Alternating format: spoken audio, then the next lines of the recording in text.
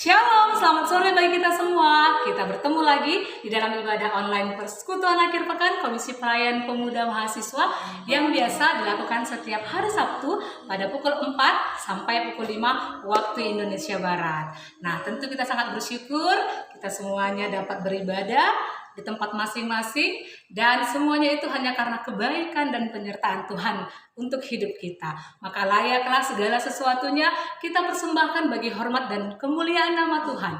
Dengan mengangkat pujian kita mau menyatakan kami berkumpul memuji memuliakan nama-Mu ya Allah kami.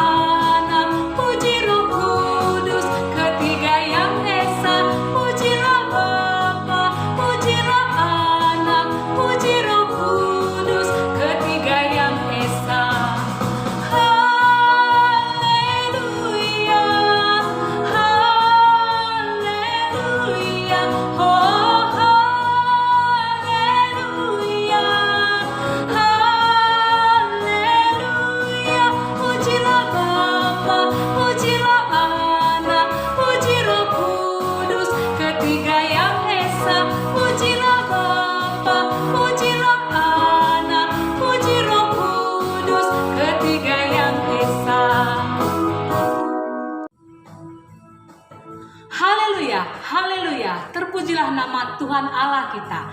Dialah Allah yang telah melepaskan kita dari segala kuasa kutuk, dan dialah Allah yang telah membebaskan jiwa kita. Maka layaklah Ia menerima pujian. Kita kembali mau menaikkan pujian kita. Terpujilah nama-Mu Allah yang hidup.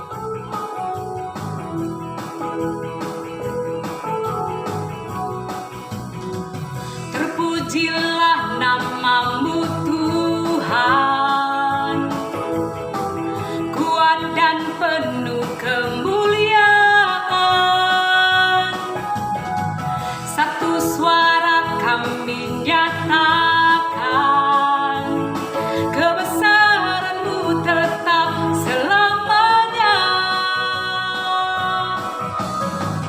Terpujilah nama-Mu Tuhan, ajaib dan penuh keagungan.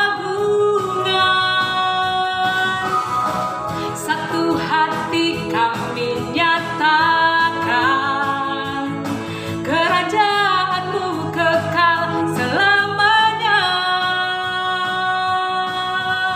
Oh, oh, oh, oh, Engkaulah Raja atas dunia, yang menghancurkan kutuk dan membebaskan jiwa. Kami bersorak, bertepuk tangan. Engkau Tuhan berjaya dan memerintah untuk selamanya. Engkaulah Raja atas dunia, yang menghancurkan kutuk dan membebaskan jiwa. Kami bersorak, bertepuk tangan. Engkau Tuhan berjaya dan memerintah untuk selamanya.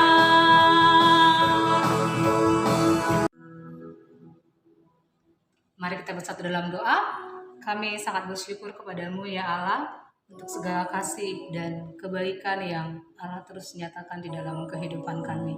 Kami sangat bersyukur kalau sore hari ini kami masih dapat berkumpul untuk beribadah di hadapan Tuhan, untuk menyatakan rasa ucapan syukur kami sebagai tanda bukti iman percaya kami kepada-Mu ya Tuhan.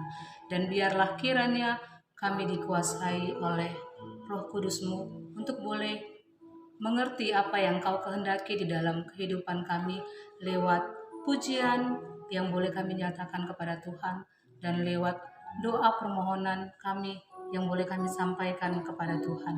Biarlah untuk ibadah ini Tuhan yang boleh memberkati dari awal, pertengahan hingga akhir.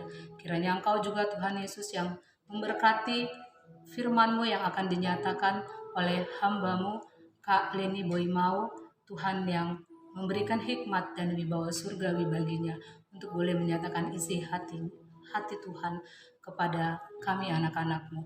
Terima kasih untuk segala kasih dan kebaikan-Mu yang tidak pernah berhenti untuk menyatakan kasih-Mu bagi kami di sepanjang hidup kami dan di sepanjang bumi sampai pada kedatangan-Mu. Di dalam Yesus kami telah berdoa dan mengucap syukur. Amin. Tema kita hari ini, ayo jangan tunggu-tunggu lagi. Menunggu adalah sesuatu hal yang membosankan dan terkadang menunggu bisa menunda aktivitas yang telah kita rencanakan. Nah, kita mau tahu kira-kira untuk tema kita yang satu ini, ayo jangan tunggu-tunggu lagi, yang akan dipaparkan oleh Kak Leni Boimau. Namun sebelum kita mendengarkan firman Tuhan, kita mau bermazmur yang akan kita buka dari Mazmur 104 ayat 31 sampai 34. Saya akan membacakannya. Biarlah kemuliaan Tuhan tetap untuk selama-lamanya. Biarlah Tuhan bersukacita karena perbuatan-perbuatannya. Dia yang memandang bumi sehingga bergentar, yang menyentuh gunung-gunung sehingga berasap. Aku hendak menyanyi bagi Tuhan selama aku hidup. Aku hendak bermazmur bagi Allahku selagi aku ada. Biarlah renunganku manis kedengaran kepadanya. Aku hendak bersukacita karena Tuhan. Aku hendak menyanyi bagi Tuhan selama aku hidup. Aku hendak bermazmur bagi Allahku selagi aku ada. Allah menciptakan semua ciptaannya yang di bumi untuk menjadi penyembah bagi Allah kita yang hidup. Maka layaklah selama kita hidup, kita mau bernyanyi bagi Allah kita. Kita mau nyatakan, layak dipuji, disembah Engkau Allah kami. Alam semesta melukiskan kebesaran Tuhan, bumi dan surga menyanyikan kemuliaan nama-Mu. Hosana.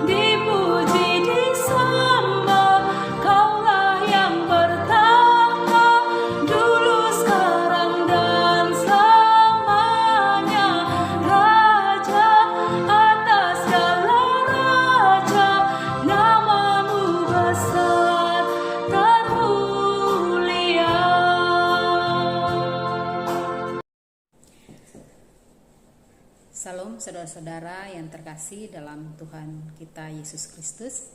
Kita menaikkan pujian dan syukur karena hari ini kita berkesempatan untuk mendengarkan firman Tuhan. Sebelum kita membaca firman Tuhan, mari kita berdoa. Bapa kami di surga, Bapa yang kami muliakan dalam anak-Mu Tuhan Yesus Kristus, kami sungguh bersyukur karena saat ini kami punya kesempatan untuk membaca dan merenungkan firman Tuhan. Kami berdoa supaya Roh Tuhan menguasai hati dan pikiran kami, mencerahkan pikiran kami dan menolong kami untuk mengerti firman Allah, menerimanya dengan sukacita dan mengerti firman Tuhan, menerapkannya dalam kehidupan kami hari lepas hari. Karena itu Tuhan, permuliakanlah diri-Mu dalam pemberitaan firman Tuhan pada sore hari ini. Di dalam nama Tuhan Yesus kami sudah berdoa. Amin. Saudara, mari kita membaca firman Tuhan dari Kisah Para Rasul pasal yang kedua, ayat 41 sampai ayat yang ke-47. Kisah Para Rasul pasal yang kedua ayat 41 sampai 47. Saya akan membacakannya bagi kita. Orang-orang yang menerima perkataannya itu memberi diri dibaptis, dan pada hari itu jumlah mereka bertambah kira-kira 3.000 jiwa. Mereka bertekun dalam pengajaran rasul-rasul dan dalam persekutuan, dan mereka selalu berkumpul untuk memecahkan roti dan berdoa. Maka ketakutanlah mereka semua, sedang rasul-rasul itu mengadakan banyak mujizat dan tanda. Dan semua orang yang telah menjadi percaya tetap bersatu, dan segala kepunyaan mereka adalah kepunyaan bersama. Dan selalu ada dari mereka yang menjual harta miliknya, lalu membagi-bagikannya kepada semua orang sesuai dengan keperluan masing-masing. Dengan bertekun dan dengan sehati mereka berkumpul tiap-tiap hari dalam bait Allah. Mereka memecahkan roti di rumah masing-masing secara bergilir dan makan bersama-sama dengan gembira dan dengan tulus hati sambil memuji Allah. Dan mereka disukai semua orang. Dan tiap-tiap hari Tuhan menambah jumlah mereka dengan orang yang diselamatkan. Demikian firman Tuhan.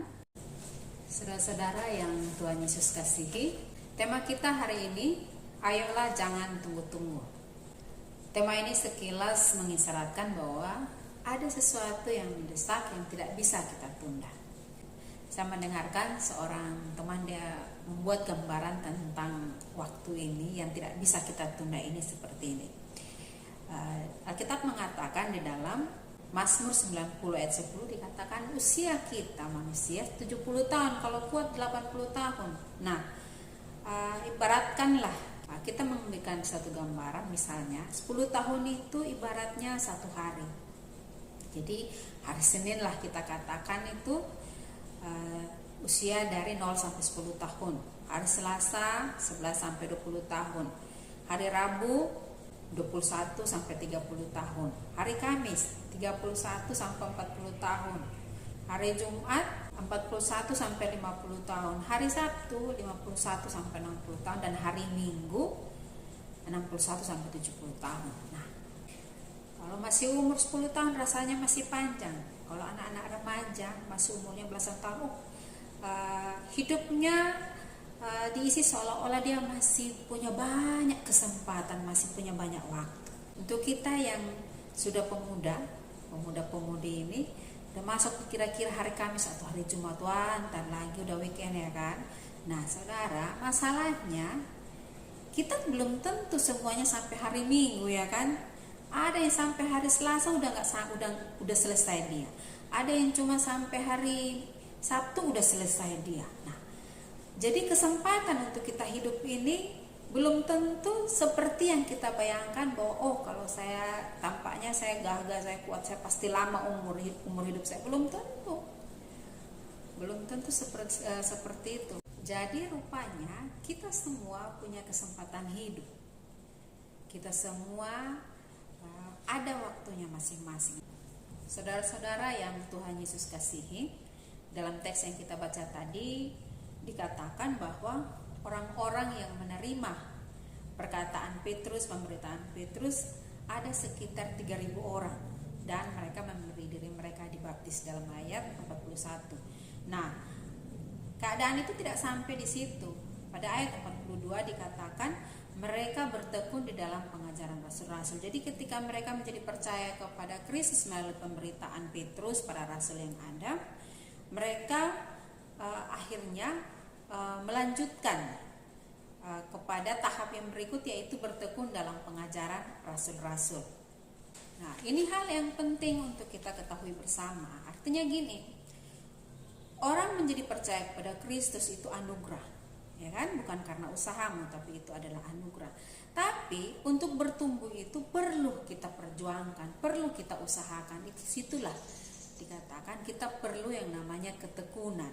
Nah, di sini di dalam Kisah Para Rasul 2 ayat yang 42 dikatakan, mereka bertekun dalam pengajaran rasul-rasul dan dalam persekutuan, dan mereka selalu berkumpul untuk memecahkan roti dan berdoa. Saudara-saudara yang dikasihi oleh Tuhan, bertekun itu memiliki arti yang pertama dikatakan dia bertahan, yang kedua dia menyembuhkan diri, atau berhubungan karib, atau menghabiskan banyak waktu, atau memusatkan pikirannya dengan hal tertentu. Nah, jadi kalau di sini dikatakan bertekun di dalam pengajaran, maka artinya bagaimana mereka menyibukkan diri dalam pembelajaran firman Tuhan. Bagaimana mereka memusatkan pikiran mereka untuk belajar dari para rasul ini. Berhubungan erat, berhubungan karib dengan atau menghabiskan banyak waktu di dalam pembelajaran firman Tuhan. Ada kalanya kita mendengar ada orang yang rajin persekutuan, ada orang yang rajin ke gereja, tetapi menjadi keluh kesah bagi banyak orang. Kenapa dia bisa begitu? Kenapa dia bisa sedemikian seperti itu? Padahal dia rajin pergi persekutuan, padahal dia rajin mengikuti kegiatan-kegiatan di gereja atau kegiatan-kegiatan persekutuan. Ada sebuah lagu yang saya pikir cocok untuk kita dengarkan bersama, ya. Mau kemana? Apa dia?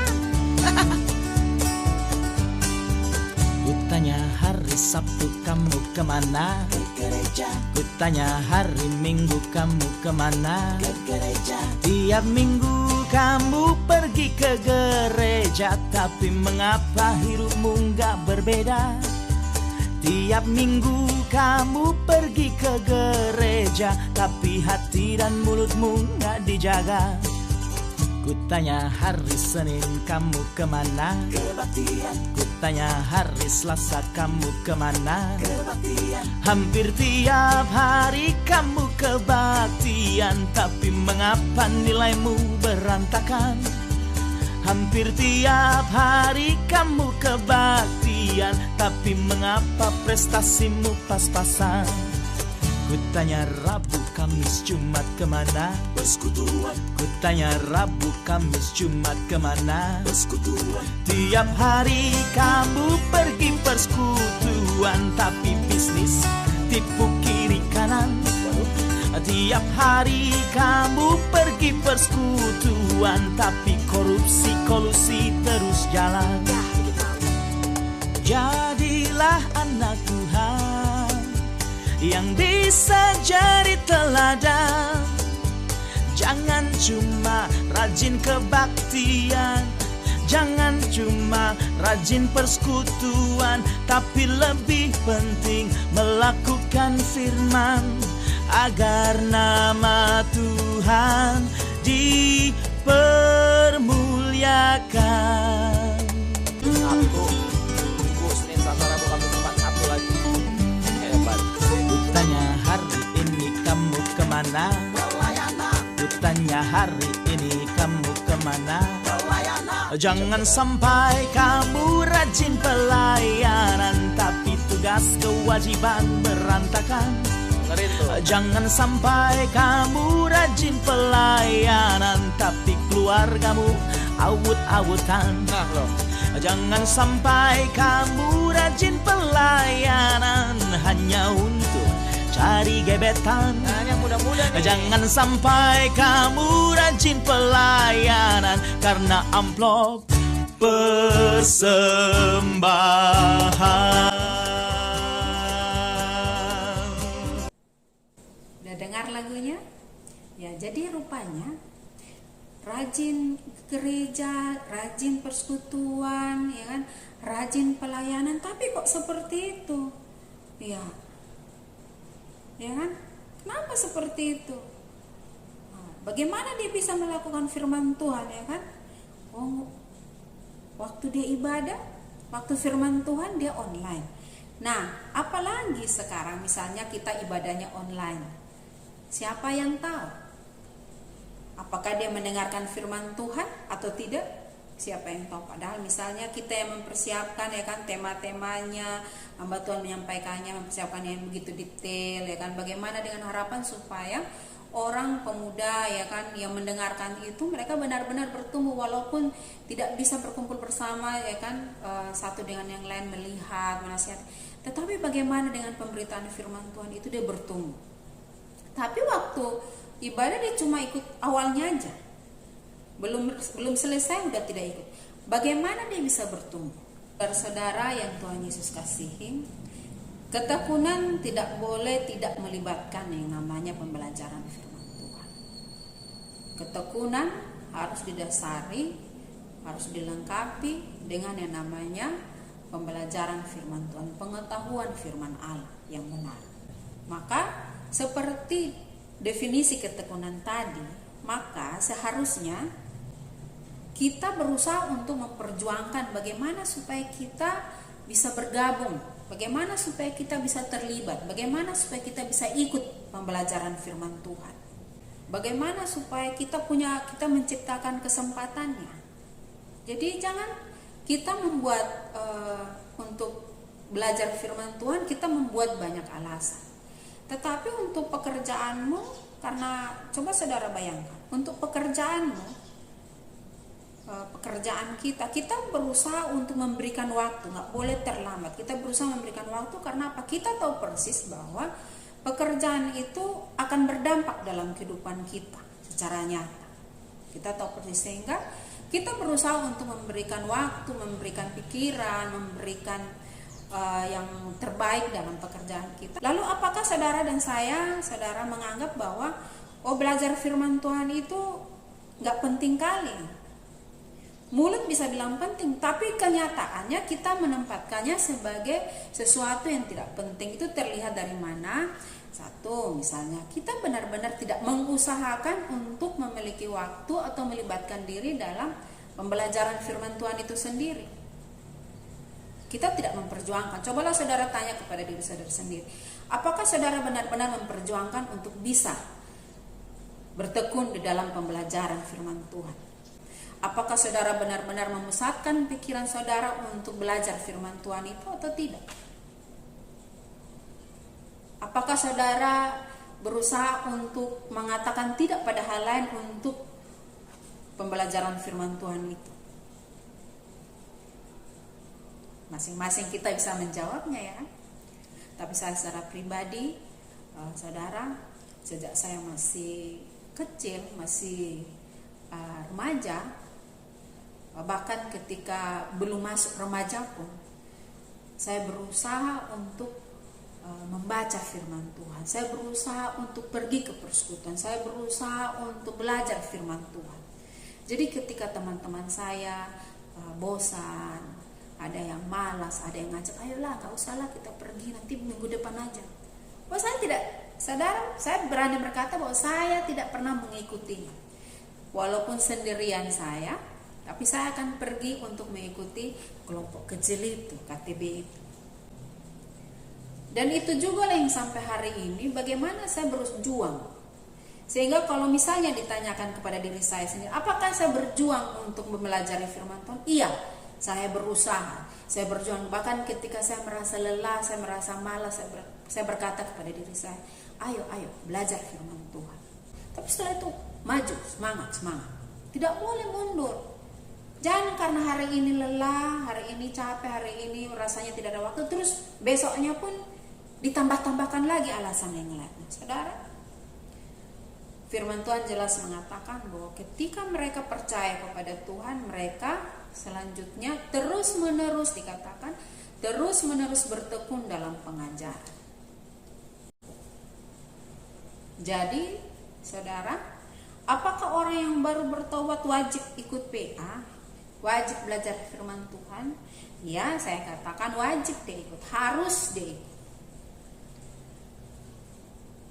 Cara hidup jemaat mula-mula jelas menjadi suatu patron atau suatu model yang jelas yang patut untuk kita tiru. Artinya orang harus dimulai dengan mengenal Kristus.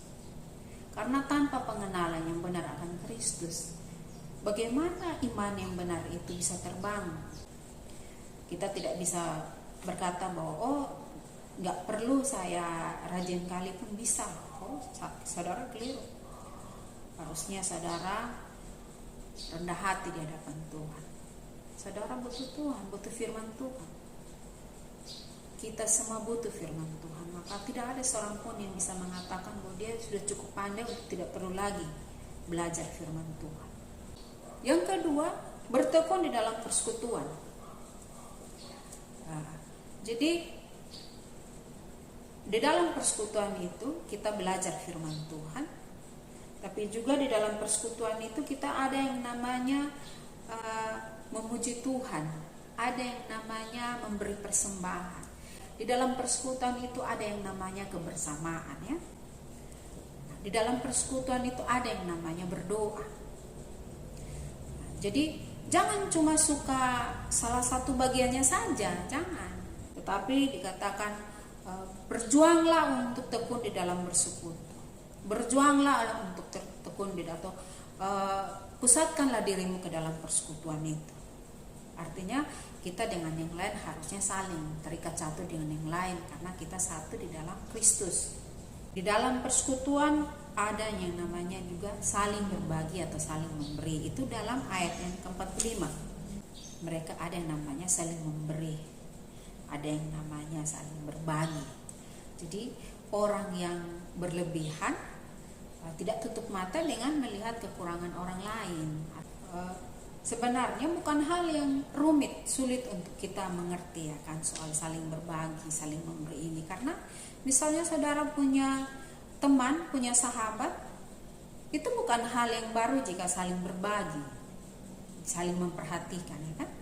Apalagi kalau saudara dalam Kristus. Pasti bukan hal yang sulit untuk saling memberi dan saling memperhatikan itu. Jadi penting untuk kita menerapkan itu. Jadi tidak ada orang yang namanya begini, rajin dia belajar firman Tuhan tapi pelitnya minta ampun ya kan. Tidak ada seperti itu. Rajin dia belajar firman Tuhan tetapi kurang belas kasihannya. Harus kita latih. Harus kita di sini dibilang bertekunlah, artinya perjuangkanlah. Oh rupanya kayaknya saya itu ya kurang sensitif ya, kayaknya saya itu ya adapun kayaknya udahlah untuk aku aja gitu ya kan, semuanya untuk aku aja. Nah jadi mari kita perjuangkan, kita berusaha untuk apa? Bertekunlah dalam hal itu juga, dalam memberi. Jangan tahan-tahan, seperti tema kita, jangan tunggu-tunggu. Untuk ikut persekutuan, untuk belajar firman Tuhan itu jangan tahan-tahan, jangan tunggu-tunggu. Nanti aja, seolah-olah banyak kali waktumu ya.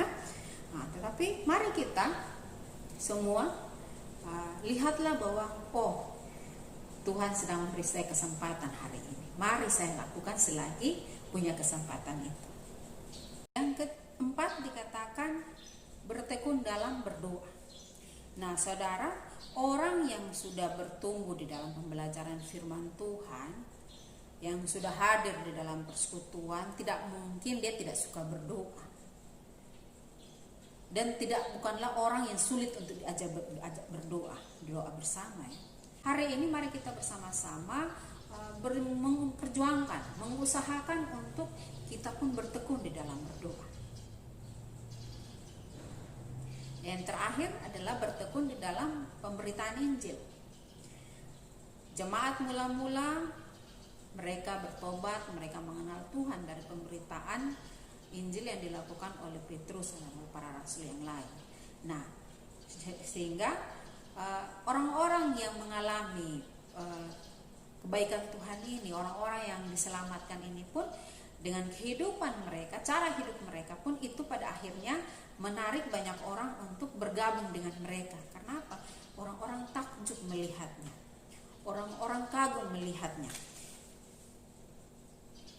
Di dalam ayat yang ke-47 dikatakan, dan mereka disukai semua orang, dan tiap-tiap hari Tuhan menambah jumlah mereka dengan orang yang diselamatkan.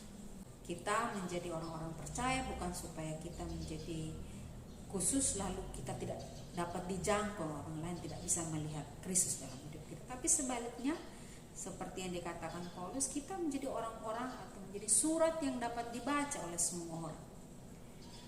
Firman Tuhan yang kita baca tadi jelas mengungkapkan orang banyak melihatnya, dan dikatakan mereka disukai semua orang dan jumlah mereka bertambah dari hari ke hari. Pernah saudara berjumpa teman saudara, akhirnya mau ikut saudara dalam persekutuan karena apa? Dia suka melihat saudara, dia suka melihat cara hidup saudara, dia suka melihat bagaimana saudara dalam perilaku hidup saudara, berkata-kata dan yang lain. Dan dia tertarik dan dia ikut persekutuan karena saudara. Indah bukan? Nah, jadi mari kita berusaha sungguh-sungguh memperjuangkan apa yang sudah Tuhan buat dalam hidup kita, supaya kita akhirnya mengalami yang namanya pertumbuhan rohani. Jangan sampai kita tidak maju-maju dalam kehidupan kita. Kita hanya menjadi orang percaya yang kerdil, ya kan? Kita menjadi orang-orang yang ketinggalan karena apa? Kita menyia-nyiakan waktu. Saudara dan saya punya waktu yang sama, 1 menit 60 detik. Saudara punya 1 menit 60 detik, saya juga sama. Tapi 1 menit 60 detik itu, apa yang saudara lakukan dengan itu? Jadi saudara, jangan tunggu lagi. Jangan tunggu-tunggu lagi. Ayo lakukan selagi masih ada waktu. Ayo bertekun. Ayo mari kita bertumbuh bersama-sama. Mari kita memberitakan Injil selagi ada waktu, selagi ada kesempatan. Yang kedua, apa konsekuensinya jika aku tidak mau bertekun? Aku gini-gini aja lah. Nanti kalau ada kesempatan saya pergi persekutuan, oke. Kalau ada kesempatan saya pergi PA, oke. Kalau ada kesempatan untuk berdoa, saya pergi, oke. Artinya jika saya tidak bertekun, jika saya tidak benar-benar mengusahakan untuk melakukan ini, apa konsekuensinya atau apa dampaknya? Bukan menakut-nakuti, tetapi kita perlu tahu, saudara, jika saudara tidak sungguh-sungguh bekerja di kantor, tidak sungguh-sungguh bekerja, berbisnis dengan benar-benar memperjuangkannya, saudara tahu konsekuensinya kan? Saudara bisa dipecat, saudara bisa pemasukan saudara bisa berkurang, banyak dampaknya. Yang untuk hal rohani, saudara, ada juga konsekuensinya. Alkitab mengungkapkan dengan jelas bahwa jika orang tidak benar-benar mempunyai dasar yang baik, gambarannya adalah seperti dalam Matius 7 ayat 26.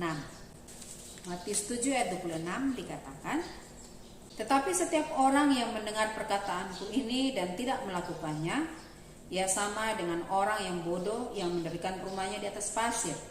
Kemudian turunlah hujan dan datanglah banjir, lalu angin melanda rumah itu sehingga rubuhlah rumah itu dan hebatlah kerusakannya.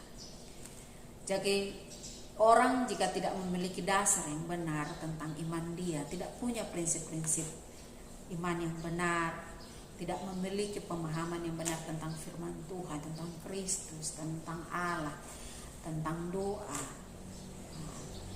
tentang semuanya yang Alkitab bicarakan, dia tidak memiliki itu, atau yang dia miliki sepotong-sepotong.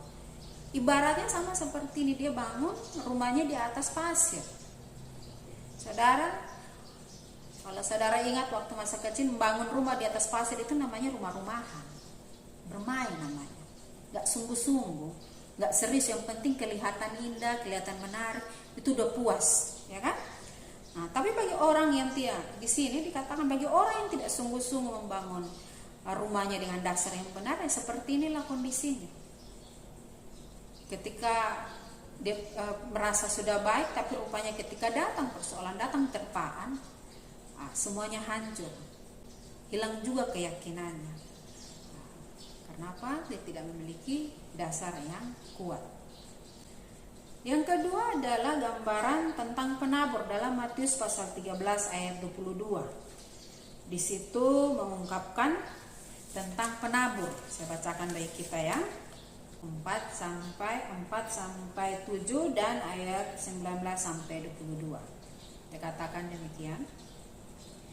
Pada waktu ia menabur, sebagian benih itu jatuh di pinggir jalan, lalu datanglah burung dan memakannya sampai habis. Sebagian jatuh di tanah yang berbatu-batu, yang tidak banyak tanahnya, lalu benih itu pun segera tumbuh karena tanahnya tipis. Tetapi sesudah matahari terbit, layulah ia dan menjadi kering, karena tidak berakar. Sebagian lagi jatuh di tengah semak duri, lalu makin besarlah semak itu dan menghimpitnya sampai mati. Ayat yang ke-19. Kepada setiap orang yang mendengar firman tentang kerajaan sorga tetapi tidak mengertinya, datanglah si jahat dan merampas yang ditaburkan dalam hati orang itu. Itulah benih yang ditaburkan di pinggir jalan. Benih yang ditaburkan di tanah yang berbatu-batu ialah orang yang mendengar firman itu dan segera menerimanya dengan gembira. Tetapi ia tidak berakar dan tahan sebentar saja. Apabila datang penindasan atau penganiayaan karena firman itu, orang itu pun segera murtad.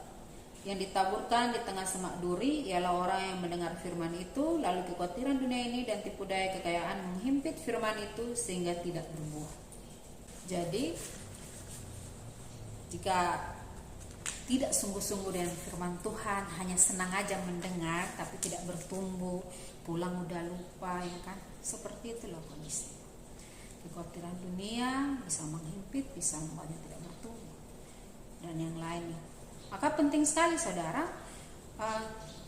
sadar, saudara dan saya harus terus-menerus menyadari bahwa jika kita tidak benar-benar memperjuangkan untuk belajar firman Tuhan, tidak benar-benar berusaha untuk hidup dalam persekutuan, berdoa, Tuhan tolong aku supaya aku bertekun, supaya aku sungguh-sungguh dengan semua yang berhubungan dengan Engkau, supaya jangan kondisiku seperti ini.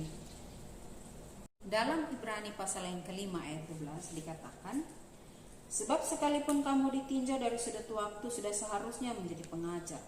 Kamu masih perlu lagi diajarkan asas-asas pokok dari penyataan Allah, dan kamu masih memerlukan susu, bukan makanan keras.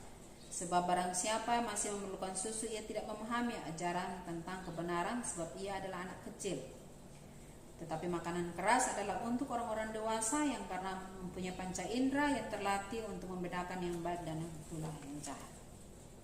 Jadi, apa konsekuensinya jika kita tidak bertekun, tidak benar-benar bertekun memperjuangkan diri untuk memahami, untuk belajar firman Tuhan, untuk bersekutu dan yang lainnya tadi?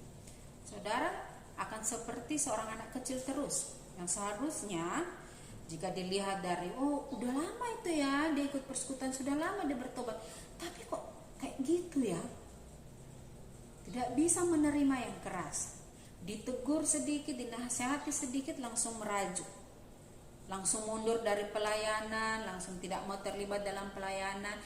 Saya tidak mau pimpin doa, saya tidak mau MC lagi, saya tidak mau, marah. Itu saudara tahu, itu adalah ekspresi-ekspresi dari anak kecil. Jadi tidak semua orang, tidak ada orang dewasa yang senang diperlakukan seperti anak kecil. Tapi kenyataannya di dalam kehidupan pelayanan, kehidupan persekutuan, ada banyak orang yang sudah banyak umurnya tetapi seperti anak-anak kecil. Nah, saudara tentu tidak mau demikian, ya kan? Nah, mari kita kembali, saya ingatkan, mari kita semua, saudara dan saya, terus memperjuangkan diri untuk itu. Jangan kita mau terus menjadi seperti anak kecil, artinya tidak ada pertumbuhan. Lalu, apa saudara puas dengan keadaan saudara yang demikian? Mari kita memperbaiki diri kita ya. Apa konsekuensinya? Yang terakhir, ayat berikut, apa konsekuensinya jika saudara tidak memberitakan Injil? Jelas, Paulus katakan, celakalah aku jika aku tidak memberitakan Injil. Semua orang menghindari yang namanya celaka. Hanya orang bodoh yang menjemput celaka. Saudara, orang yang mengalami jamahan Tuhan, mengalami keselamatan, tidak akan menahan dirinya untuk tidak memberitakan kepada orang lain. tetapi dia akan secara sadar, roh di dalam dirinya akan mendorong dia, membuat dia untuk menceritakan kebaikan Tuhan itu di dalam dirinya kepada orang lain, sehingga orang lainnya pun boleh melihat itu dan menjadi percaya kepada Tuhan. Yang terakhir, apa yang harus kita lakukan supaya kita bisa bertekun? Apa yang harus kita lakukan supaya kita bisa maju? Kita tidak menjadi orang yang dalam kelompok orang-orang yang berlambat-lambat, tetapi kita adalah orang-orang yang bergegas, orang-orang yang berlomba-lomba untuk maju di dalam Kristus. Apa yang harus kita lakukan? Yang pertama, buatlah komitmen. Saudara dan saya, buatlah komitmen bahwa seperti Yosua, dia katakan dalam Yosua 24 ayat 15, dia katakan, tetapi aku dan seisi rumahku kami akan beribadah kepada Tuhan. Sahabatmu bisa saja bermalas-malas atau bahkan mengajakmu untuk malas, tetapi saudara dan saya, buatlah komitmen untuk apa? Memperjuangkan diri untuk terus-menerus bertekun di dalam persekutuan, di dalam berbagi hidup, di dalam berdoa, dan dalam memberitakan Injil. Mari kita buat bersama-sama komitmen yang baru untuk tekun di dalam semuanya itu. Tidak sanggup aku. Ya, tidak ada yang sanggup. Kita membutuhkan Tuhan untuk melakukannya. Mari kita semangat, kita motivasi diri kita. Lihatlah kepada Tuhan. Semangati diri, lihatlah bahwa ada hal yang menanti. Orang berlomba-lomba untuk mendapatkan hadiah, mahkota. Jangan kita menjadi orang-orang yang kalah, orang-orang yang mundur. Yang kedua, pertama kita buat komitmen. Yang kedua, dalam Ibrani 10 ayat 25 dikatakan, janganlah kita menjauhkan diri dari pertemuan-pertemuan ibadah kita seperti dibiasakan oleh beberapa orang, tetapi marilah kita saling menasihati dan semakin giat melakukannya menjelang hari Tuhan yang mendekat. Jangan menjauhkan diri dari pertemuan-pertemuan ibadah. Bagaimana bertekun kalau menjauhkan diri dari pertemuan? Ya, jadi apa yang harus aku lakukan? Dekatkan dirimu. Tanyakan, kapan kita PA? Tanyakan kapan kita jam doanya.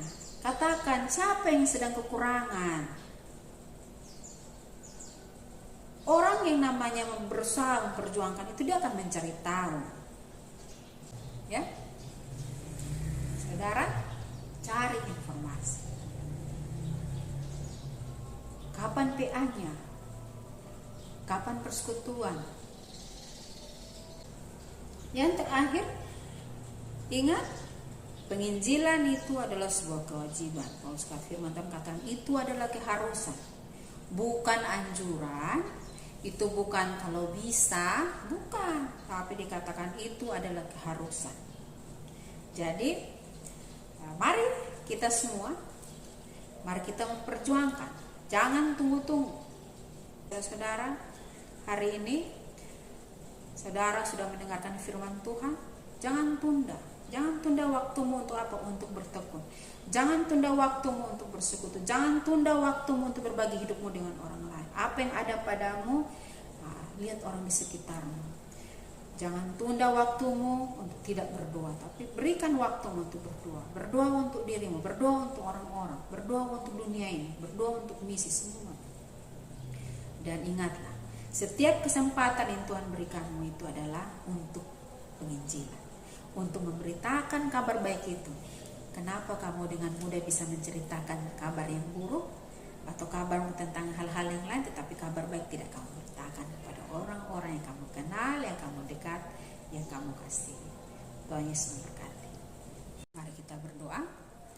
Bapa kami di surga, terima kasih untuk firman Allah yang sudah kami baca dan kami renungkan. Materikan dalam kehidupan kami dan buat kami mengerti, tapi juga berusaha menerapkannya dalam kehidupan kami hari lepas hari. Terpujilah Engkau Tuhan, di dalam nama Tuhan Yesus kami berdoa kepada Bapa di surga. Amin.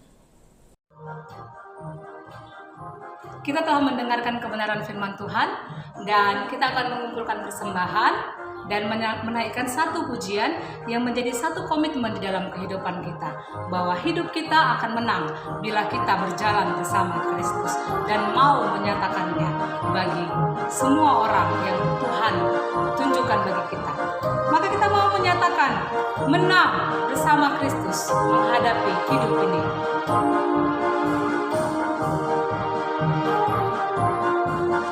Menang bersama Kristus menghadapi hidup ini, dengan berakar, bertumbuh, berbuah dalam Yesus, pasti menang bersama Kristus. Sekalipun dalam lembah kekelaman ku tak takut, karena Tuhan setia. Bersaksi bagi Kristus di tengah dunia ini, dengan berakar, bertumbuh, berbuah dalam Yesus. Mari bersaksi bagi Kristus.